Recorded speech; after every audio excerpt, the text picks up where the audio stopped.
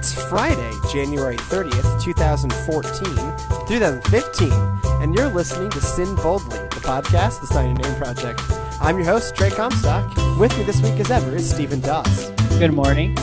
Good morning, Stephen. Well, if it's 2014, I could say good morning, right? Yes. On this week's episode, we are going to be dealing with the topic of Islamophobia and its kind of Christian religious dimensions in what will be an all discussion show. I always find this intro so soothing. Latin Mass. It is the Latin Mass, yes. I find the Latin Mass soothing. So Islamophobia has been in the news a lot, or actually has been the Islamophobia has been the content of the news. That is to say, the news has been Islamophobic quite a bit lately. So between the response to the Charlie Hebdo attack in France, the limited news response to the massacres committed by Boko Haram, just generally any time we talk about terrorism or Islam, really just any time the media talks about Islam, it strays into Islamophobia. But what really kind of made me want to talk about this is Molly White. Molly White is a member of the State House of Representatives in my home state of Texas. She represents actually the town where my aunt lives, Belton, Texas. And she, on, I guess yesterday, she posted this to her Facebook, their official Facebook page. Today is Texas Muslim Capital Day in Austin. The House is in recess until Monday. Most members, including myself, are back in district. I did leave an Israeli flag on the reception desk in my office, with instructions to staff to ask representatives from the Muslim community to renounce Islamic terrorist groups and publicly announce allegiance to America and our laws. We will see how long they stay in my office. Now, as rightly should happen, many people, including American Muslims, lambasted her in the comments for just the ridiculousness of this statement. So much so that she said, "Folks, I am banning users that are insulting and not in my district. I do not apologize for my comments above. If you love America, obey our laws, and condemn Islamic terrorists, then I embrace you as a fellow American. If not, then I do not. Isn't it amazing that when you stand for America, our allies, and against terrorism, how much vile and angry responses you get? I will never cow to anti-American extremism." Stephen, how do you respond? Please, with some anti-American extremism, maybe. Good for her. I'm glad she stood up. Really? For an unpopular choice. Really? Like America. Really? No! It's one of those, it's the easy target. It's the whipping boy. And to say that you have to overtly denounce terrorism in your religion's name. Then, as some of the commenters said, all Christians should be denouncing the KKK at all times. Which I do. I do denounce the KKK, but no one's going to come up to us and say, "Well, you're complacent in it," because there's certain. I mean, this is why the Pope has to spend all of his time apologizing, right? So you have to apologize for the Holocaust, you have to apologize for the Crusade. There's a lot of terrible things that have been done in the name of Christianity, but should not fall on the responsibility of individual practitioners to say, okay, so I don't like terrorism. I have to stand up and say, I don't like terrorism. That's not obvious by my, not doing terrorism. Or the obviousness that, again, someone at some point needs to explain the difference between terrorist and Muslim. But I also want to get at the Israeli flag? What? So, I want you to pledge allegiance to America, but with an Israeli flag. Who is the one not really thinking about what America means? Yeah, that's the only. So, I don't think I could meet her standards because I'm not going to swear over anything over the Israeli flag, because I think Israel's record on human rights is at best mixed. So do you think every Israeli needs to apologize for Israel? Huh? Is that what you're thinking? No, that's not what I'm thinking. But I do think that Zionism has become so embedded in American political culture and in some ways American religious culture that we need to really think about what we're doing and the complexities of that situation. Now, again, when we've talked about this in other shows, but I get Israel's need to defend itself, and on some level I understand that. But that has been taken to an extent where they're committing human rights abuses against the Palestinians in the name of security. And there's a balance there that's not being struck. And to just wholeheartedly support Israel without really taking into account that there are other human beings on the other side of that wall is, to me, not a just position in international relations. And I think it's part of why Obama snubbed Netanyahu and got, in not Netanyahu, whatever, and got in a lot of trouble for it. Yeah, because there is, Israel has done some things it shouldn't be proud of. That and being doesn't said, and isn't and in some ways doesn't seem self-critical about it. Right. But there's also, the fact that it needs to defend itself. And the thing is, though, is that violence usually begets violence. And do you know how a lot of times terrorist groups regroup? Netanyahu. Sorry, I'm second guessing myself. It's it is Netanyahu that was snubbed by Obama. He's been dead for a while. Right. But yeah, that's how they recruit. They say, look at these people who are totally against you because of who you are. They don't want you to exist as an Islamic human being. They would rather you support Israel and not have pray over the Israeli flag, blah blah blah blah blah. It's a tool. Since the Super Bowl, the Superb Owl is coming up. We can say Super Bowl. We just can't advertise we can't advertise this as our Super Bowl episode, but you can use the word Super Bowl. It's just a word. Like you can use the word Olympics. You just can't use the rings. We can say this just can't be the Super Bowl episode of Sin Boldly. No. But this is really the Super Bowl episode of Sin Boldly. Yes, it's totally not the Super Bowl episode of Sin Boldly. That could be the title. This is totally not the Super Bowl episode of Sin Boldly. But getting back to the task at hand, there's a big issue that comes with saying, all right, you're you have to do this because this makes you not American. And then claiming I have the freedom to express myself this way. It's kind of counterproductive, as if you're saying, you can't be this religious sect because it promotes terrorism. And since or you're automatically suspect if you are a member of this religion.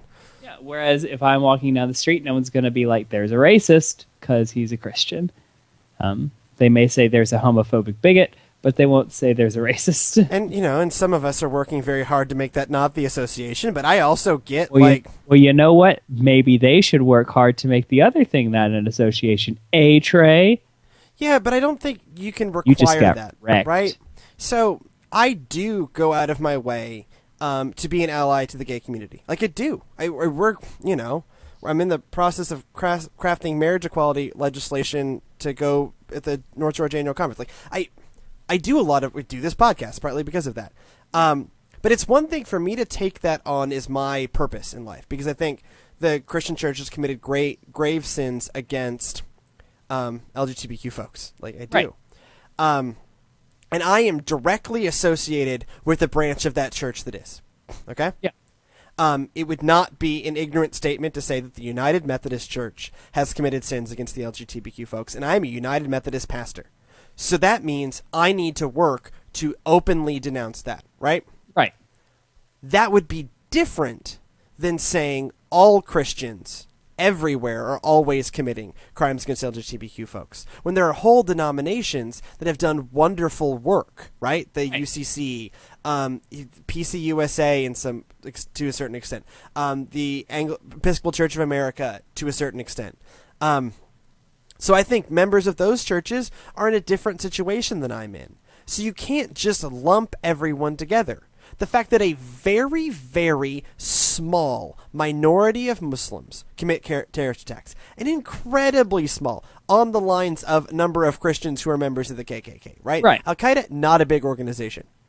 That's part of why it's so hard to pin down, since it's not a very big organization. No. The vast majority of this world's 1 billion Muslims? There's a lot of them. It's not an insignificant religion, right? It's the number. It's like number 2 or number 3. It's big. Number 2. Islam is huge. Okay. Yes, it is. And a very, very microscopically small percentage of them do bad things. Do terrible things, right? This is not an argument in favor of terrorism. It's just a numbers game here, people. It's an argument in favor of treating people as human beings and not as, I think in some ways there are a lot more Christians committing crimes against the LGBTQ community than there are Muslims committing acts of terror. In fact, I'm dead sure of that number, right? Yeah. As there are millions of Christians who are speaking hate even if they don't know it. And I don't think that there are really that many Muslims who are terrorists. It's just all that gets covered is this very narrow swath, and that's just all we think about is Muslim terrorist. Yep.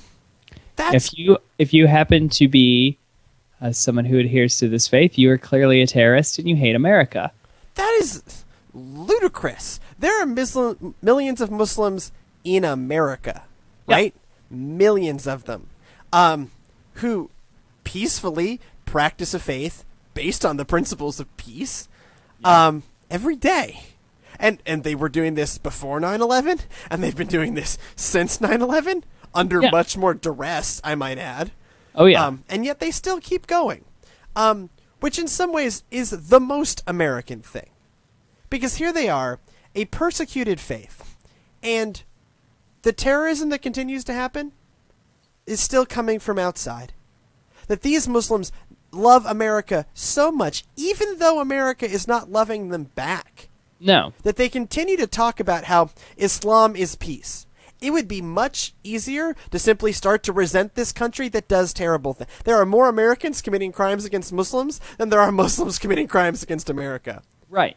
And that's something that, with all this wide-eyed jingoism, you don't see. It's like, no, America can't do anything wrong because we're not like the terrorists. Right. And the American Muslims are also not like the terrorists. Because they are being directly oppressed in their own darn country. Yeah. And yet they still remain loyal. The fact that they even come to your Capitol building should be that should be a win. The fact that they're still here should be more than enough, right? This whole thing is mind-boggling on a level. Mm-hmm. But if you listen to American media specifically, you start to get it. How many stories are there about? I guess I don't watch local news enough, but Atlanta has a huge Muslim population, right? Yeah. In my local news feeds, I don't hear about Muslim charities. I assume there are them, right? This is, one can safely assume that there are Muslim charities. There are Muslim charities, yes. Because it's, obviously I'm not an adherent. I've just done academic study and had a good friend of mine growing up was Muslim, but there's the principle of giving to the poor and all of these things. Yeah, that's one of their 5 pillars right there. Yeah. It absolutely is. So you can safely assume there are them. I don't hear about their food drives, right? They don't get the coverage. The many positive things they're doing for the community don't get the coverage, but the minute it's Muslim terrorist and that's always the lead descriptor, right?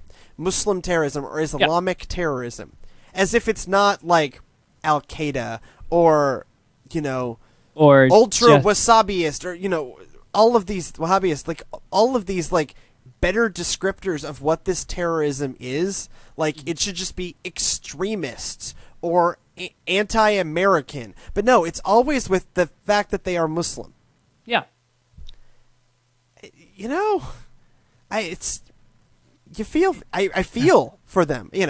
I can't know what that's like, but I can simply, even in this like thought exercise of it, it's amazing that there are any Muslims still in America, that they haven't just all left and gone to a saner place. Yeah. So the fact that they are still here, maybe you should give them some credit for this, and not make them pledge allegiance to the country they already do. This again, over the commenter said, over a like, flag that isn't either, that we don't share. Yeah, that we don't share. Also, you can be American and not unlimitedly support Israel. Because again, in this case, I would not be an American because I don't unlimitedly, I don't uncritically support Israel. Right. You don't uncritically support your own country either. And that should be okay. That should be something that, I think people are the most patriotic when they actually criticize, because they want to see their country get better. Right. Right. If you think that... And the reality is that history honors these people who speak out, right? Right. We are a nation actually founded on this principle of speaking out against unjust government. We hold these truths to be self-evident, that all men, okay, that's a problem, but and ladies, men are created equal. This was a universal. protest document by a bunch of scrappy upstarts who were saying... And a drunk syphilitic. Benjamin Franklin. That's Benjamin Franklin. Thomas Jefferson and John Adams, who were also heavily involved in the crafting of the text of the Declaration, were neither truly drunk nor were they syphilitic. John Adams, known for his lifelong romance with his wife, Abigail, whose love letters are both very informative and fascinating. And Thomas Jefferson lived so much in the mind that he only had one prominent affair with one of his slaves, Sally Hennings. That's called a W. Yeah, look, it's better than, in some ways, the personal life of Benjamin Franklin, which is fascinating, but not a good representative of his times. Anyways, okay, so we've kind of got this idea on a political rights level, but let's look at the religious angle from a Christian perspective. Now, I don't know Molly White's religious affiliation. Right. We don't hang out, as it were. Really? But as Christians, the narrative is often that we are in competition, with Islam. Yeah. Do you think there's a better, obviously there is, but what's the better story to tell here? I think you tell all the stories where, people of different faiths are coming together for a single cause. A good cause. And you don't single out one faith for its flaws without looking introspectively at your own faith. You don't... let's be honest. Every faith has their flaws. Mm-hmm. Hindi has the caste system. Yep. Islam has extremism. Guess what? So does Christianity. Judaism has, Netanyahu. I'm sorry. ultra-conservative orthodoxy, where, you can get spat on if you walk in the wrong neighborhood for being a lady in pants. Let's see, what else do we have? I'm sure there's extremist Taoists who are just, going too much with the flow. So mad about your lack of logic. But, the big thing is you've got to start promoting these cross-faith things so that, what the narrative is no longer us against them. It's look at us against poverty, against intolerance, against, exploitation of people. And that's not going to sell well because that doesn't sell newspapers. It doesn't. And that's part. The media and politicians long ago, not to sound conspiracy theorists, but this is true, right? They found that the Islamophobia sells, right? And so it's just become, and people, despite the fact that Islam has been in the news now for over 10 years, still have not bothered to understand the most basic tenets of Islam. Turns out it's also a high school history standard. It's like a failure of the American education system. That we just don't pay attention. I also think there's a narrative here about, welcoming the stranger. Yeah. That we are, as Christians, called to love our neighbors, and there's not like qualifications on that. It's not like love your neighbors except when they're terrorists. Yeah. Love your neighbors if they are yourselves. Is not how that verse goes. Or love your neighbors if they don't in any way resemble people who might do you violence. Because if that were the case, there's a lot of like white Christian on white Christian violence that gets left out. All of this, also statistically, you're more likely to die from a vending machine falling on you than you are to die from a terrorist attack. You're more likely to die from killer bees than you are from a terrorist attack. Those killer bees were probably Islamophobe. What's the thing? There's this guy on WMAL, which again, I like listening to conservative talk radio on my way home from work because sometimes it's hilarious. Sometimes it really makes me think that I really wish I could help these people. But he calls them Islamo-Nazi fascists. That's not even possible. That's not how do you... Yep, okay, fantastic. But so let's just run down some numbers. Okay. This year, 330,000 people will die from heart disease, and yet French fries are not terrorists. Over 20,000 people will die in car wrecks, and yet we don't think of cars as weapons of mass destruction. More than 10,000 people this year will die from the flu, and yet still people continue to not get the flu vaccine. Are those people not terrorists? Anti-vaxxing has killed so far more people than 9/11 killed. And yet we are not fighting a war on the anti-vaxxers. Maybe we should, actually. Maybe we should. We have this kind of half-hearted response to that. Because that's killed, estimate I saw today, has killed 6,000 people. No. We have sunk our national treasure, so much of our media, into this idea, our fundamental rights as Americans, the fundamental human rights of several nations, into this idea that one particular extreme group of one major world religion is our enemies, and have seemed to classify all people who may be, at least from a media and politics perspective, all people who might be Muslim, so people who wear turbans, who are often not Muslim, they're Sikh, that, frightens them because they just think a person of color just one step away. It's one step away. It has nothing to do with Islam. It has nothing to do with it at all. And terrorism has almost nothing to do with Islam in the same way that the KKK has almost nothing to do with Christianity. This is ludicrous. And as Christians, we are called to love and to welcome and to seek peace and to love our enemies. So we are even called to love terrorists, the very small, narrow group of people that are. Much less, of course, we are called to love people of different religions. Yeah. Jesus and the Samaritan woman, for one. Half of the prophets are talking about the foreigners, that is to say, the non-Jews in your land, are to be welcomed, loved, and offered lunch. What are we doing? No, Molly White wants them to swear over the Israeli flag that they're somehow not this extremely small, extremely narrow, if extremely violent group of a world religion that's of 1 billion people. This is ridiculous, and yet it keeps going.